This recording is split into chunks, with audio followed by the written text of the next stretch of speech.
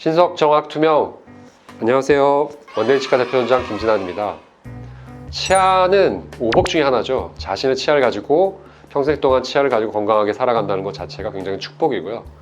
자신의 치아를 가지고 건강하게 식습관을 가지고 잘 식사하는 것 자체는 전신 건강에도 많은 영향을 주기 때문에 예전부터 이렇게 오복이 하나로 불려왔던 것입니다. 그렇다면 좋은 음식을 먹고 좋은 습관을 가지는 것 자체가 치아를 건강하게 유지할 수 있는 길인데, 나쁜 습관을 하지 않는 것 자체도 굉장히 중요한 일입니다. 과연 치아에 좋지 않은 나쁜 습관이 무엇일까요?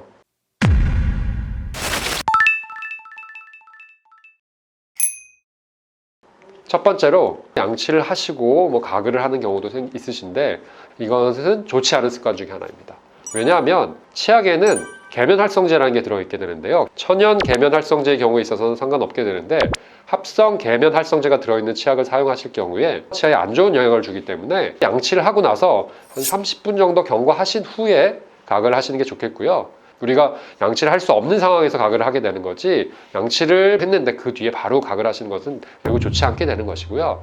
계면활성제에 있어서 여러분들이 양치를 하고 나서 과일을 먹게 되면 과일이 굉장히 쓴맛이 나고 굉장히 셔서 못 먹게 되는 경우도 있게 되는데, 이 원인 자체가 합성 계면활성제에 의한 것입니다. 가급적이면 천연 계면활성제가 좋긴 하겠죠. 닦을 때 상쾌감이라든지 이런 것들은 좀 덜 하긴 하겠지만 몸에는 좀 더 좋은 영향을 주지 않을까 싶습니다.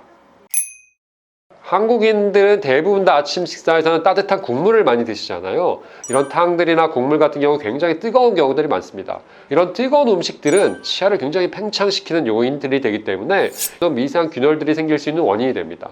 따라서 온도차가 심한 음식들을 바로바로 드시는 것들은 추천해 드리지는 않고요. 뜨거운 음식을 먹고 나서는 시간차를 어느 정도 두고 찬 음식을 먹는 것들을 물로 헹군다거나 드시는 것들을 추천해 드립니다. 또 한 가지는 단단하고 질긴 음식입니다. 한국인의 식습관 중에서는 질기고 단단한 음식들 굉장히 좋아하게 되는데, 상식적으로 그냥 흔히 생각하셔도 치아에 안 좋을 것 같잖아요. 많은 힘들이 치아에 가해지기 때문에 치아의 균열들을 많이 일으킬 수 있고, 고기도 한쪽으로 많이 드시게 되면 턱이 아프거나 이가 아픈 경우들이 많습니다. 좀 주의해서 양쪽 치아로 고루 사용해서 드시는 것을 추천드리고요. 관절 근육에도 무리가 많이 가기 때문에 모든 치아들을 골고루 사용해서 드시는 것을 추천해 드립니다. 이갈이는 수면 동안에 일어나는 것인데, 스트레스나 이런 것들이 많이 심하게 되면, 아니면 치아가 갖고 있는 교합 상태들이 좋지 않은 경우들은 이갈이들이 많이 나타날 수 있게 되는 것입니다. 치아라는 게 위아래로 받는 힘에는 굉장히 강하지만 좌우로 움직이는 힘에 대해서는 굉장히 취약할 수밖에 없기 때문에 반드시 치료해야 될 치료 중에 하나입니다. 따라서 치과에 오셔서 스프린트라는 이갈이 방지용 장치를 제작을 하셔야만 오랫동안 치아를 유지한 채로 살아갈 수 있는 길이 되겠습니다.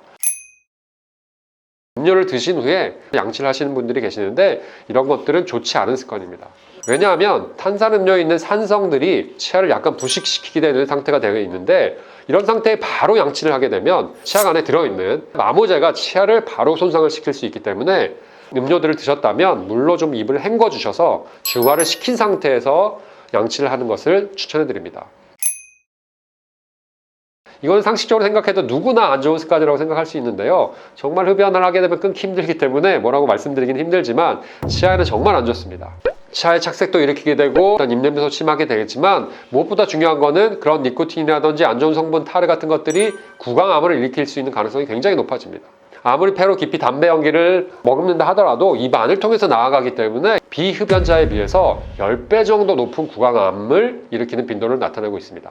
구강암 자체가 아주 빈도가 높은 암은 아니지만 비흡연자에 비해서 흡연자가 10배 가까이 높은 암들이 그렇게 많지 않습니다. 반드시 금연해 주실 것을 추천드립니다.